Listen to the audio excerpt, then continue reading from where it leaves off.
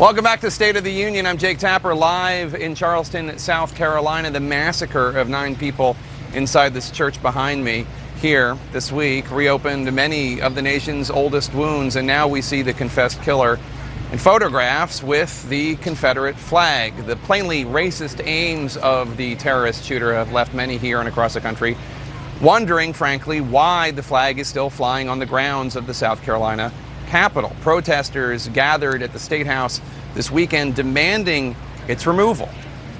It symbolizes pain. It symbolizes hate. There's not one elected official who's got that flag at their business, in their yard, on a sticker, but they defend it. At least one South Carolina legislator has promised to introduce a bill to take the flag down. A majority of South Carolinians, though, favor keeping the flag flying. One of the individuals, although not a South Carolinian, but a supporter of the flag, is here with me. David French, who writes for the National Review, is here to make the case. Also joining me is Bakari Sellers, a Democratic state senator here, who says the flag needs to come down now. David, first of all, let me say thank you for having the guts to be here. To be completely honest, we reached out to some Republican state legislators, and they would not come here to defend the flag. Explain your position. Well, let me be very clear. Number one, let me just say the most important thing is God bless the victims here today. Yes, absolutely. Their Christian witness of forgiveness is resonating around the country and the world, and I don't want anything we say here to take away from that reality. And I'm not defending the flag broadly. Let me be very clear. My position is if you're flying it, or if the state is flying it as a symbol that African American citizens are not equal to everyone else, or should not be equal to everyone else, as it was flown during the segregation era as a symbol of massive resistance, take it down. Stomp on it for all I care. If it's flown next to Civil War memorials, next to Civil War monuments, as part of the process of teaching the public about our history, as messy as it is, that's part of history.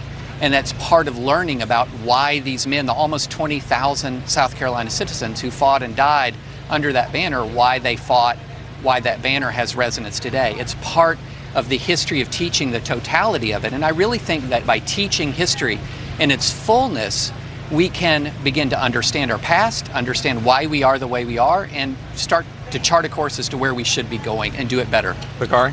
Well, I think that's a relatively naive and simple reasoning in looking at the Confederate flag, because here in South Carolina, the soil of our great state is stained red with the blood of so many African Americans.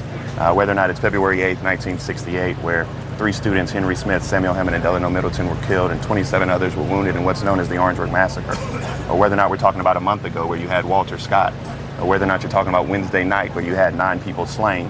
Now, I am under no illusion that the Confederate flag walked in and actually pulled the trigger, but it did give this young man a banner under which to justify his actions. And that banner under which he justified his actions is callous. That banner breeds hate. And for many of us, looking at that every day, my good friend Clemente Pinckney is going to be laying in state on Wednesday, 30 yards away from that banner. That banner where this young man went back just to find some refuge and solace in his hateful views. And that's why we sit here today, and that's why we yell, and that's why we scream, and that's why we want that thing to come down. All right, let me ask you. An overwhelming majority of South Carolinians, especially white South Carolinians, African American South Carolinians, completely disagree, but white South Carolinians, which are a majority in the state, support the flag where it is. Why do you think they support the flag where it is? Do you think they are primarily motivated by racism or by heritage? Well, I think that the premise of the question is a little bit off, because you can't generalize all white South Carolinians as such. There are many younger generation people who are in my age group, millennials, who wanted to come down. Whether or not they're business people, whether or not they're elected officials. We just saw Doug Brannon come out, and he said he's going to file the bill to remove the flag. That's a Republican state legislator. So, you know, for me, and my journey and my task is to understand that, one, since we're at this religious setting, faith without works is dead. And so as we move forward, we have to have faith, but our work has to be to come together to remove this symbol of hate, and I believe that we will. And David, your argument, and you wrote a very long op-ed for National Review that I read it, by the way. It was very well written, and you granted a lot of Bakari's points about why people could be offended by it, why many people should be offended by it, but you still at the end of the day think that it represents to you, and I guess you think to a majority of people who support it, heritage, not hate? Well, you know, I've grown up in the South, and I understand all of the many dimensions that are brought to the view of that flag. And I agree with everything that Bakari just said about its meaning and its import to a huge number of our very dear citizens who are suffering today. And again, I hate that this debate is taking place against the backdrop of that suffering.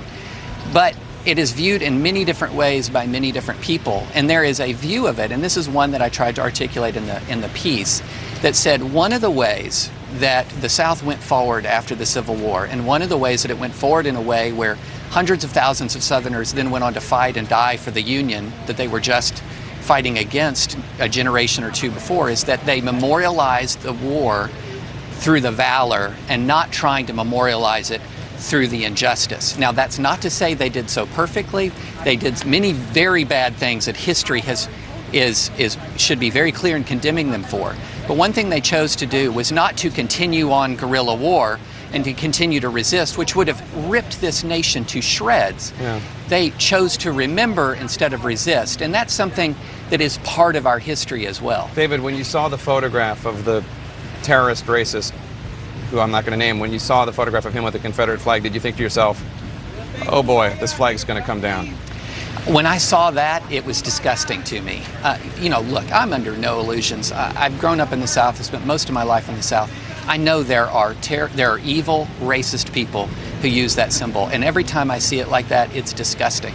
It's horrible. And I saw that, it makes me sick. I don't have particular affection for that flag. I don't have any affection for that flag. What I want to do is to be able to teach history.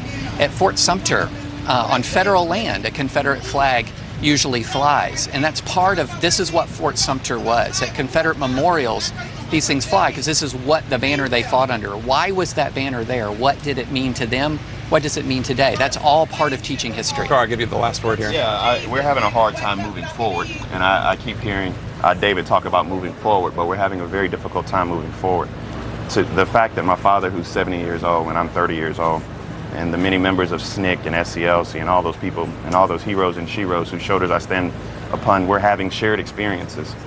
David, I'm tired of burying people that I love, and that's very difficult. And that flag is really representing things that are really hard to live by. All right, well, I thank you both for the civil discourse on a very, very emotional issue. David, Bakari, thank you very much, and thanks for being here on such an emotional